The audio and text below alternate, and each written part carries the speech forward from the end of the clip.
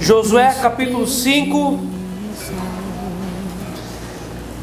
Fazem alguns dias que nós começamos o texto de Josué, já estamos no capítulo 5. O tempo passa bem rápido, não é mesmo? Estamos no capítulo 5. E esse texto de Josué, ele tem continuidade. Um texto prepara a mensagem para o próximo texto. E esse texto é uma continuação do capítulo 4, do capítulo 3.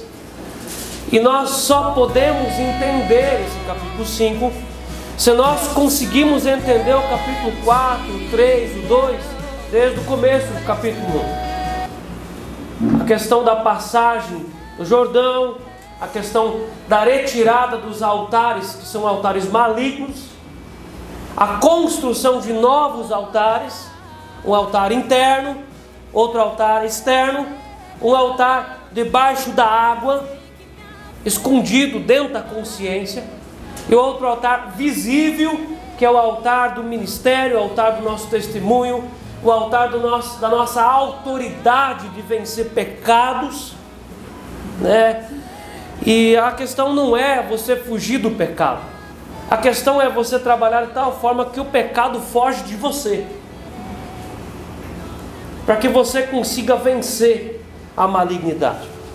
O capítulo 5 tem por título a circuncisão dos filhos de Israel. E nós vamos chamar esse capítulo 5 de a santificação cirúrgica, pontual. É uma cirurgia exatamente no lugar aonde as coisas precisam ser mexidas. Não é uma mutilação, é uma cirurgia pontual, exatamente no lugar que precisa ser arrancado aquela malignidade. E o texto começa assim: sucedeu que, ouvindo todos os reis dos amoreus que habitavam deste lado do Jordão, ao ocidente, e todos os reis dos cananeus que estavam ao pé do mar, que o Senhor tinha secado as águas do Jordão, e diante dos filhos de Israel, até que passamos, desmaiou-se-lhes o coração, e não houve mais alento neles, por causa dos filhos de Israel. Naquele tempo, disse o Senhor a Josué: faze facas de pederneira, e passa de novo a circuncidar os filhos de Israel. Então Josué fez para si facas de pederneira, e circuncidou os filhos de Israel em Gibeate Haralote. Foi esta a razão porque Josué os circuncidou.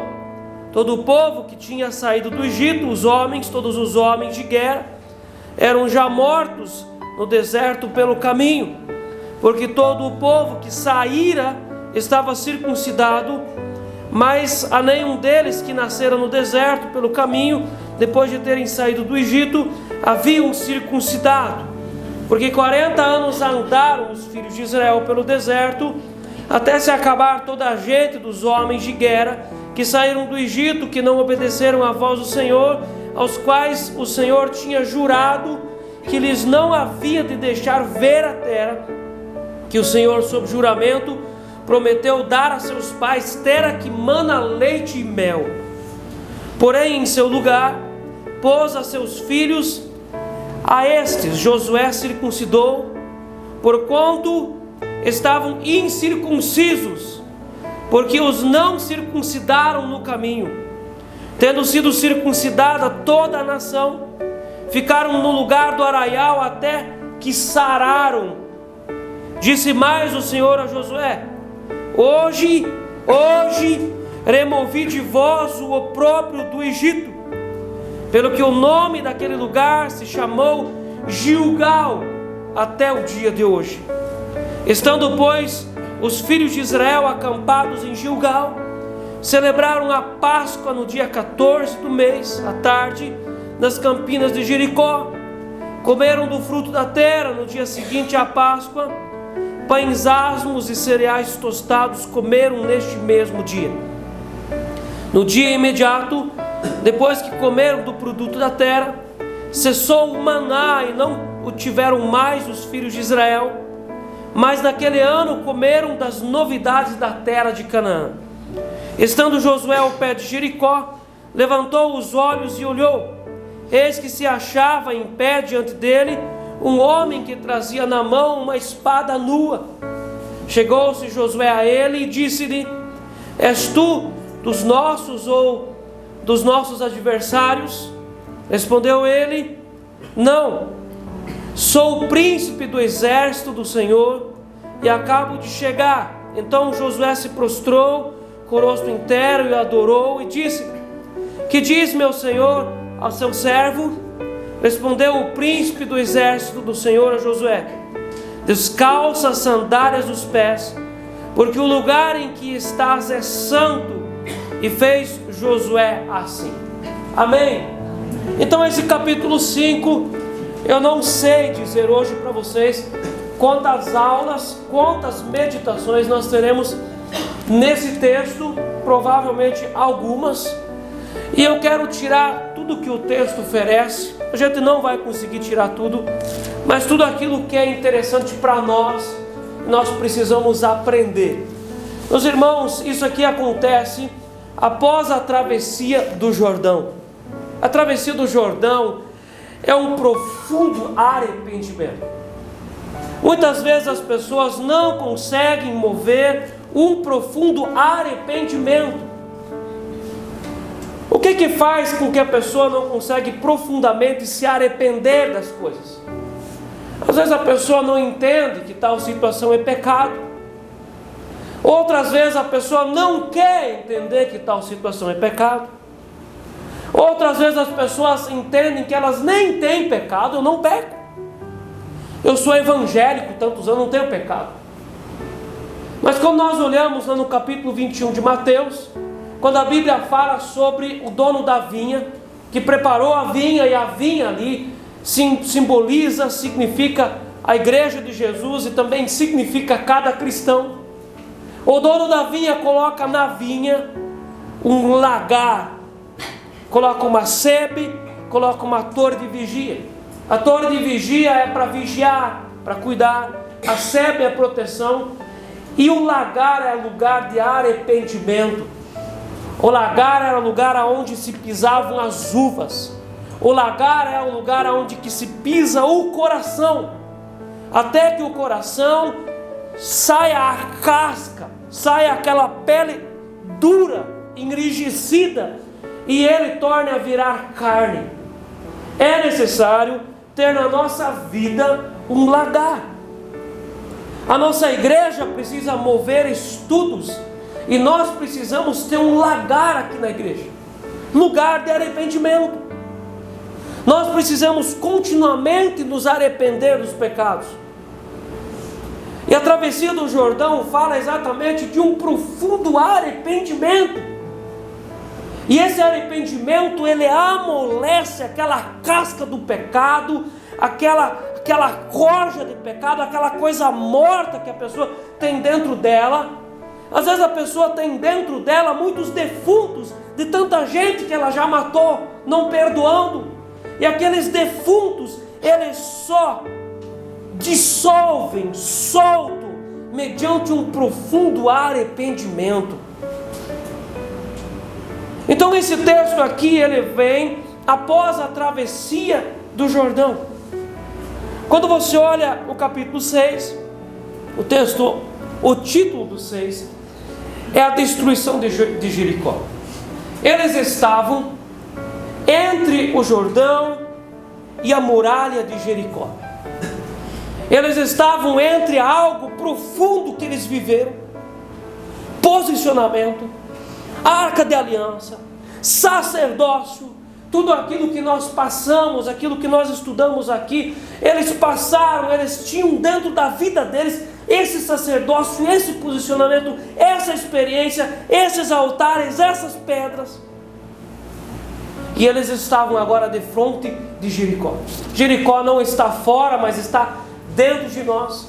Jericó são todas as filosofias que a pessoa constrói para defender o seu pecado, defender a sua idolatria, defender os seus erros, defender os seus costumes malignos, e a pessoa constrói a sua filosofia, as suas explicações, e ela dá um desdobre, ela explica o pecado dela, ela explica o porquê ela tem razão em pecar, ela dá um desdobre na filosofia, e ela tem mais razão do que Deus, ela é mais esperta que o Espírito Santo, ela é mais inteligente que a Bíblia, ela desdobra, ela diz: eu peco e eu tenho mais razão do que Deus do meu pecado. É Jericó. Jericó tem um fundamento, e fundamentos ficam escondidos, ficam para baixo do chão, fica dentro do coração aquilo que ninguém enxerga, aquilo que fica no inconsciente, no subconsciente, construções familiares, sistemas familiares, o formato de pensar familiarmente. Então aquilo fica debaixo do chão, e as fortalezas para cima escondem as suas armas, escondem a sua riqueza. Todo pecado tem o seu propósito, e todo mundo que peca, peca porque há uma compensação. Eles estavam diante de Jericó. Sabe o que é Jericó? Jericó é aquele pecado que você precisa vomitar. Jericó é aquele pecado, é aquele drama, é aquele trauma, aquela ferida que você precisa colocar para fora, e você não está conseguindo. Isso nós amolecemos com o óleo do arrependimento. Isso nós precisamos colocar para fora, nós precisamos encarar Jericó. Talvez você tenha uma Jericó na sua vida, uma coisa muito difícil, uma muralha intransponível. E talvez você hoje, no período que você está vivendo aqui na igreja, você talvez se identifica com o povo de Israel, que estavam diante de Jericó, estavam na frente de Jericó. Eles estão diante da radical e universal e irreversível decisão de mudança. Eles precisam mudar. A pessoa chega num ponto que ela tem uma clara certeza: eu preciso mudar, eu não posso mais continuar desse jeito. E os inimigos da alma se abatem, e toda a sustentação da fortaleza se dissolve.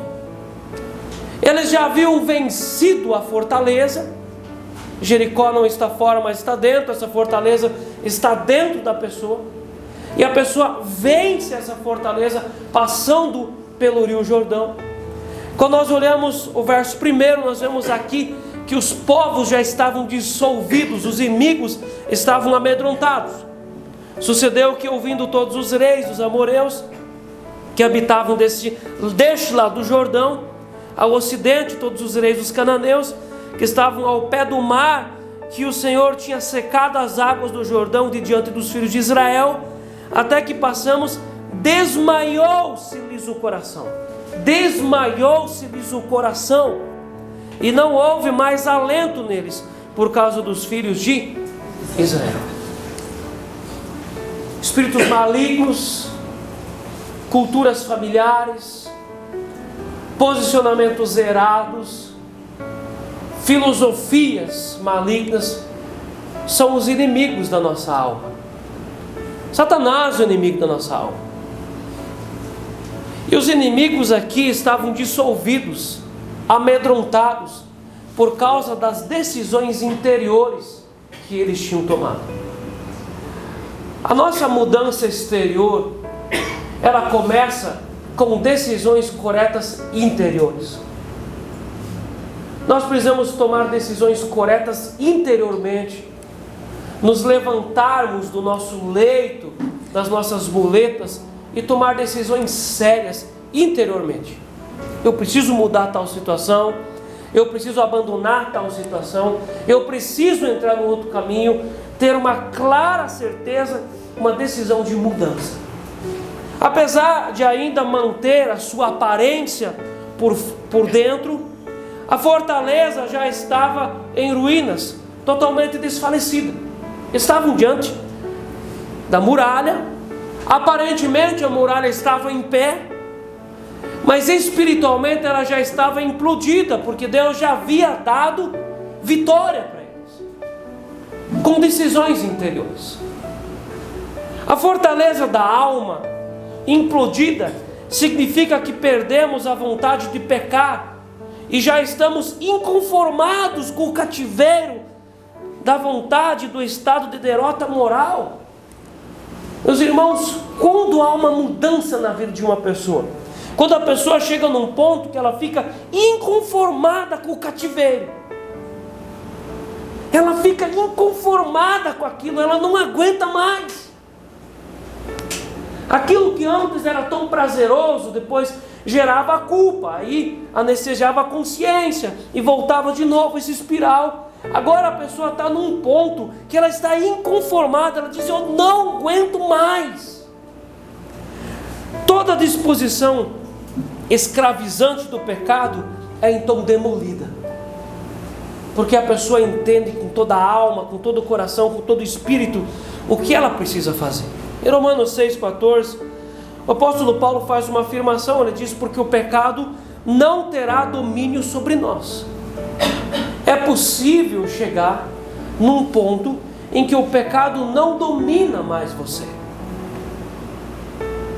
É possível chegar a um ponto que é você que se assenta na sala de comando da sua vida e você decide que o pecado não domina mais sobre você. Convites não dominam mais, vícios não dominam mais, ideias não dominam mais. É possível chegar nesse ponto. Romanos 6,14, porque o pecado não terá domínio sobre vós, pois não estáis debaixo da lei, e sim da graça. Então muitas vezes os fariseus de plantão pegam esse texto aqui para falar da graça e pecar. Na lei, gente, na lei, Satanás ele quer o direito de cativeiro que ele tem sobre o transgressor. Todas as vezes que você peca, você transgride a lei, você quebra princípio e você se coloca nas mãos do inimigo. O inimigo tem a autoridade e ele tem direito sobre você. Tem direito sobre a sua família, tem direito sobre o seu casamento, tem direito sobre os seus filhos. Então, quando nós falamos de lei aqui, nós falamos de protocolo, nós falamos de coisas legais, nós falamos de documentos que são gerados no mundo espiritual contra o transgressor. E quando o texto aqui fala que na graça, porque não estáis debaixo da lei, sim da graça, na graça, a graça é a força capacitadora que capacita a não pecar. Aquela pessoa que está no pecado, ela continua transgredindo, ela não está na graça, ela está na desgraça. Então a pessoa peca, ela continua pecando, ela continua transgredindo, e nós já ouvimos muitas vezes isso, a pessoa peca e diz: ah, mas eu tenho livre-arbítrio. O livre-arbítrio é uma lei espiritual para ser usada para não pecar. Você tem liberdade, a graça dá liberdade para você fugir do pecado. Quando você cai no pecado ou você peca de propósito, isso não é livre-arbítrio. Isso é um cativeiro. Você está preso. Não há liberdade em ficar no pecado. Então a graça, ela é capacitadora. Ela capacita você para você dizer: eu não quero isso, eu quero aquilo, eu vou naquele lugar, eu não vou naquele lugar, eu não quero esse convite eu não aceito. O posicionamento correto, ele não é fruto do nosso coração, mas ele é fruto da graça de Deus. A graça nos capacita a nós vencermos as muralhas de Jericó. O cativeiro imposto pela desesperança em relação aos pecados e vícios começa a ser substituído por uma sólida e vitoriosa transformação. O nosso coração se enche de esperança e ânimo quando nós temos a boa notícia: é possível, é possível. E o inimigo se amedronta e bate em retirada. Os inimigos estavam amedrontados. É possível os inimigos da tua alma ficarem com medo dos teus posicionamentos e eles baterem em retirada. Você não precisa ter medo de demônio. Os demônios precisam ter medo de você. Você não precisa fugir do pecado. O pecado vai ter que fugir de você. O pecado não terá mais domínio sobre nós. O verso 2, que é aqui todo o centro desse texto.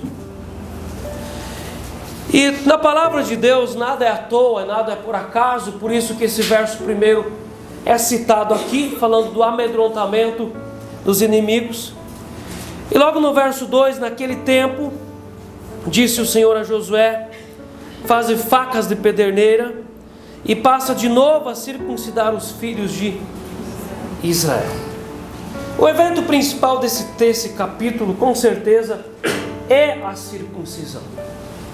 Depois de um profundo arrependimento, depois de vomitar para fora a sujeira, depois de fazer caminhos de volta, depois de consertar as coisas, é necessário uma circuncisão.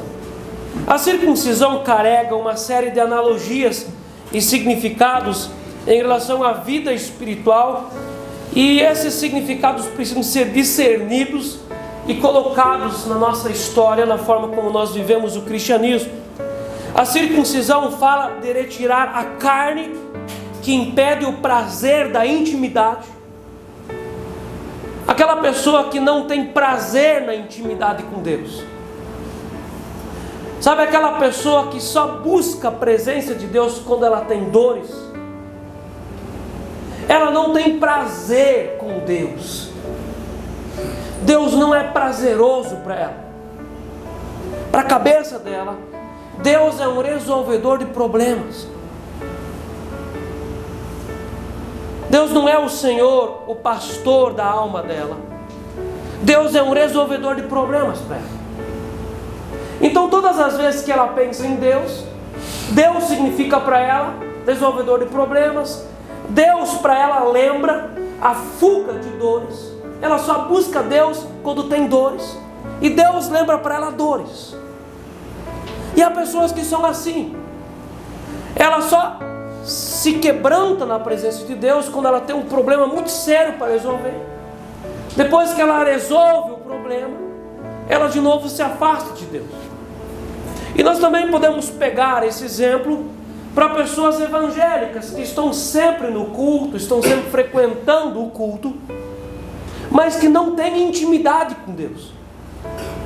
Isso é completamente impossível. A pessoa, ela é um consumidor de culto, ela consome cultos, mas ela não tem intimidade com Deus. Quando essa pessoa realmente vai buscar a presença de Deus com profundidade, é quando ela tem um problema muito sério para resolver. Então ela só busca a Deus no meio de dores. Então a circuncisão fala de retirar aquela carne, aquele prepúcio do órgão genital masculino que impede o prazer e a intimidade. Talvez você há muito tempo já não tenha mais prazer com Deus. Como que nós podemos trazer aqui de uma forma prática isso? Você lê a Bíblia religiosamente, porque nós ensinamos isso aqui na igreja. Você faz a tua oração, mas você não sente prazer nisso. Talvez você faz isso porque você tem medo de sofrer um acidente, medo de um juízo. Então eu tenho que fazer o meu devocional, mas você não tem prazer nenhum nisso. E tem pessoas que por causa do desprazer nisso, começam de nem praticar mais. Só Deus conhece o seu coração. Talvez você está vindo aos cultos e aos estudos bíblicos há muito tempo e você não tem prazer nenhum nisso. Na sinceridade do seu coração, você gostaria mesmo de ficar em casa assistindo uma série. Você não tem prazer nenhum nisso, mas você vem porque você é cobrado, você vem porque você não quer ficar de fora, mas lá na sinceridade da sua alma você não tem prazer com Deus. É porque você precisa de uma circuncisão no seu coração. É muita carne e pouco espírito. Você precisa ser circuncidado. Talvez você já tenha se arrependido dos seus pecados muitas vezes. mas você nunca deixou Deus circuncidar o teu coração. Aí você peca, aí você confessa de novo, aí você peca, aí você confessa de novo, você se arrepende, mas você nunca circuncida. A circuncisão é a garantia de que você não voltará mais para Sitim ou para o Egito. Porque o texto aqui no verso 7: porém em seu lugar pôs os seus filhos, a esse Josué circuncidou, porquanto estavam incircuncisos, porque os não circuncidaram no caminho. Verso 8, verso 9, disse mais o Senhor a Josué: hoje removi de vós o opróbrio do Egito.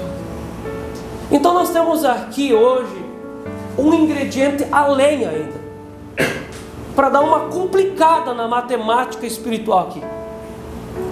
Não é só arrependimento e arrependimento, é arrependimento e circuncisão. Talvez seja esse o motivo por que você não consegue avançar nas coisas de Deus. Você se arrepende, e se arrepende de novo, e você confessa, e você arrepende de novo, mas você não consegue avançar nas coisas de Deus. Você não consegue ter prazer, você não consegue ter intimidade, você não consegue ter produção no mundo espiritual, porque falta no teu coração uma circuncisão. A circuncisão abrange espiritualmente várias questões. Por exemplo, identidade, né?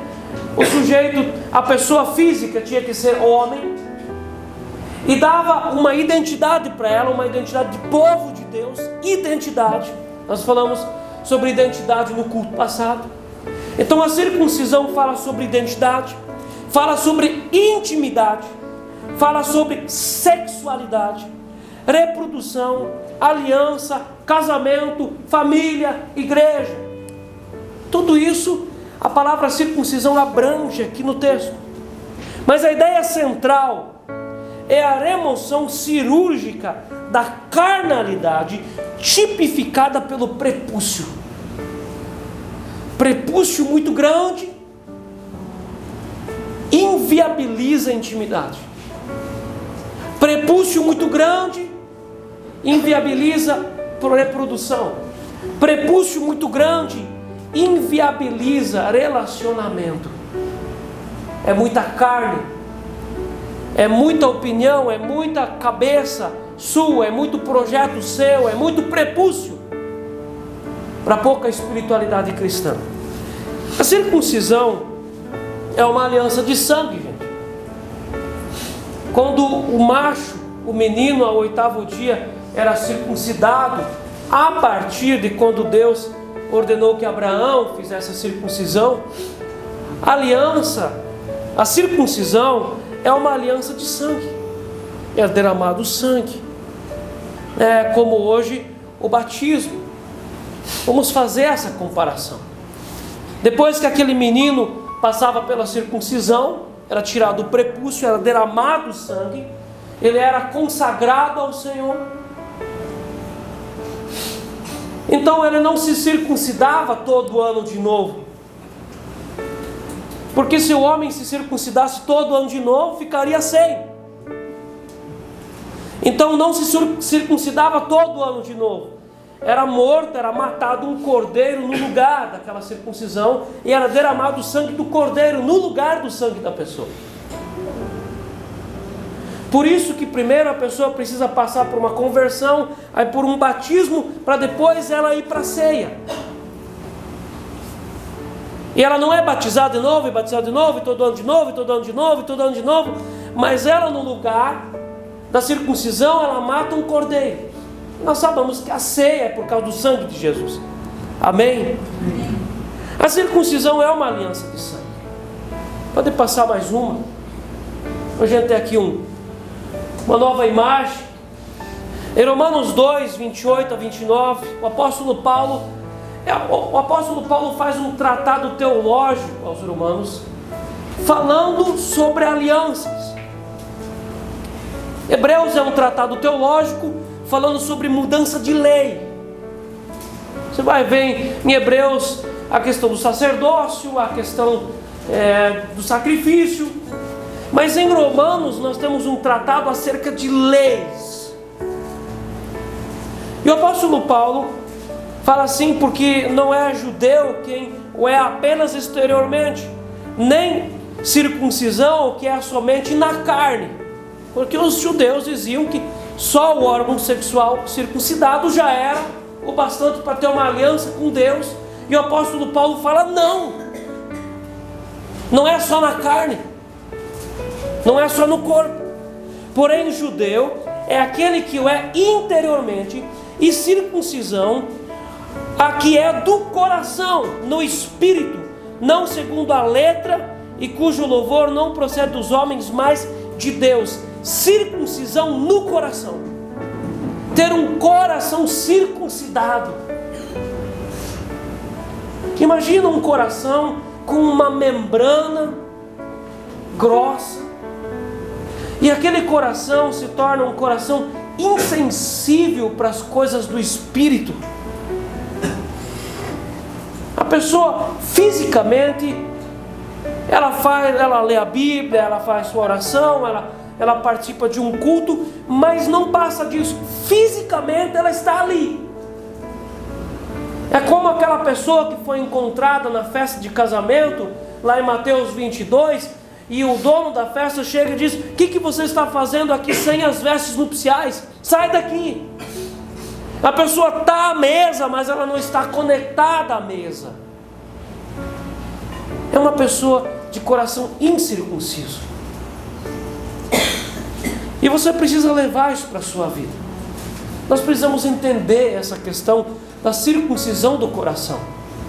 Em Deuteronômio 10, verso 16, Deus ordena por meio de Moisés: circuncidai, pois, o vosso coração, e não mais endureceis a vossa cerviz. Circuncidai o coração. Meus irmãos, existem arrependimentos que precisam haver no nosso coração tão profundos que você vai sentir gosto de sangue na sua boca. Arrependimentos tão profundos, mas tão sinceros, tão profundos, que as lágrimas vão parecer ácido sulfúrico saindo dos seus olhos, e o seu coração parece que vai lacrimejar sangue. De arrependimentos tão profundos e tão verdadeiros são circuncisões do coração. Em Deuteronômio 30, verso 6, o Senhor teu Deus te circuncidará o teu coração e o coração da tua descendência, para amares o Senhor teu Deus de todo o teu coração, de toda a tua alma, para que vivas. Então nós temos aqui algo muito interessante: o Senhor teu Deus te circuncidará o teu coração e o coração da tua descendência. No culto passado nós falamos sobre memorial. Os pais se encontram com Deus. O encontro dos pais com Deus viabiliza, possibilita que os filhos tenham vida com Deus. Então quando Deus fala de circuncisão, é nos pais, e essa circuncisão precisa passar para os filhos, ter um coração que ouve e que se relaciona com Deus, para amares o Senhor. Meus irmãos, como uma pessoa pode aprender a amar Deus? Por meio de uma circuncisão do coração. Antes você não vai conseguir amar Deus. Se você não tiver um coração circuncidado, por muitas vezes você vai parar para analisar e você vai dizer assim: mas por que eu tenho que amar Deus? Não tem por que eu amar Deus. A pessoa reconhece que há um Deus que fez o sol, que fez a perfeição.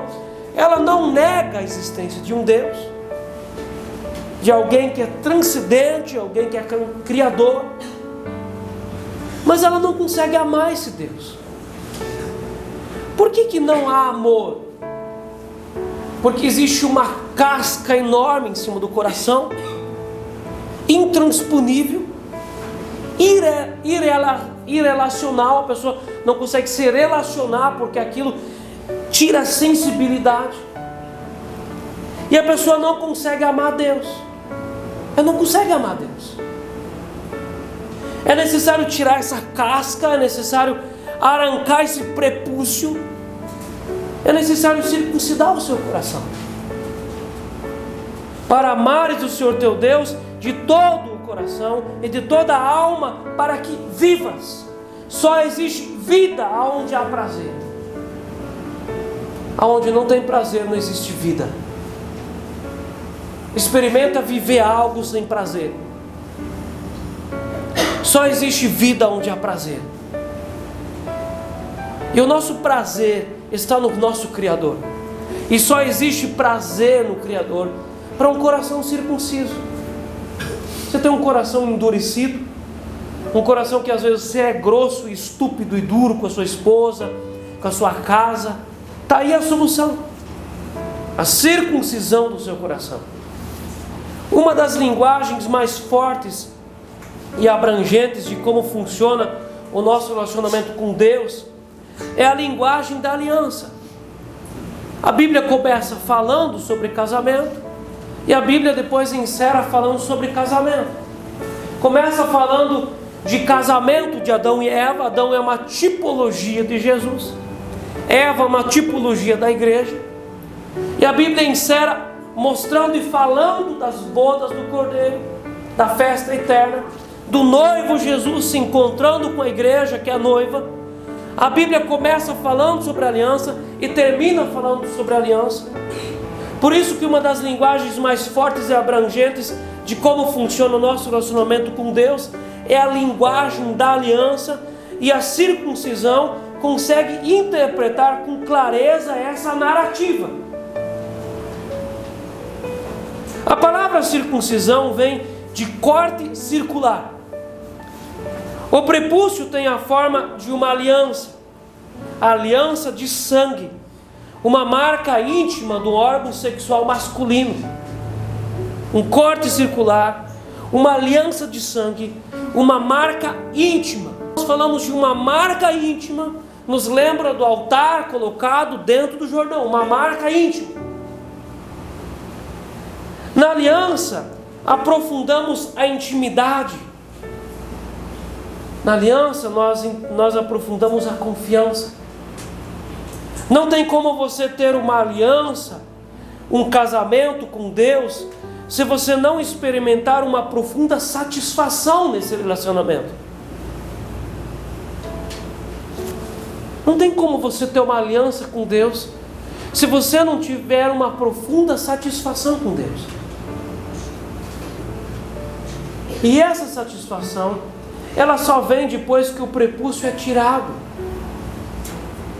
E você começa a ter prazer na leitura bíblica, prazer na música cristã, prazer na pregação, prazer no estudo bíblico. Meus irmãos, uma pessoa que tem um coração incircunciso, ela tem um desprazer enorme na explicação de uma palavra. Quando a pessoa tem um coração circuncidado, ela vai começar a querer ouvir pregação todos os momentos que ela estiver em casa. Ela vai colocar pregação, porque ela tem prazer com a palavra de Deus, e a palavra de Deus é viva e é eficaz. Quando você tem relacionamento com a palavra, você tem relacionamento com o próprio Deus. Quando você tem relacionamento com a verdade, com a informação, aquilo gera revelação, a revelação gera ministração, e você se relaciona com o Espírito Santo. E é muito fácil nós fazermos um exame e entendermos se nós somos circuncisos ou não. Se você tem um coração incircunciso, você não tem prazer com a palavra de Deus. Você não consegue levantar de manhã para fazer a leitura bíblica e oração. Você não consegue. E se você conseguir, você vai ficar lendo a Bíblia dormindo. Você vai fazer a oração porque alguém vai cobrar você. É muito fácil você fazer esse teste. Um coração circuncidado é um coração que tem um prazer enorme na presença de Deus. Entende Deus como Pai. A intimidade é prazerosa demais. Uma pessoa incircuncisa de coração, ela olha para alguém que tem prazer na presença de Deus e ela não consegue entender essa pessoa. Ela acha que é à toa. Mas nada pode explicar quando alguém tem um coração circuncidado e começa a ter um profundo prazer na presença de Deus. Você não tem como explicar isso com palavras. Não tem como você ter uma aliança, um casamento com Deus e não experimentar uma profunda satisfação. A prática da circuncisão foi revelada e dada por Deus a Abraão como um sinal da aliança estabelecida entre eles. Deus visita Abraão e diz: eu quero fazer uma aliança com você. Mas será que ser uma aliança no órgão reprodutor, naquela peça que você vai usar para reproduzir a raça humana, e exatamente lá, naquela peça da reprodução, você vai fazer uma marca, e essa marca tipifica um relacionamento com Deus, uma intimidade verdadeira. Gênesis 17, para a gente terminar, do verso 9 ao 14, disse mais Deus a Abraão: guardarás a minha aliança, tu e a tua descendência, no decurso das suas gerações.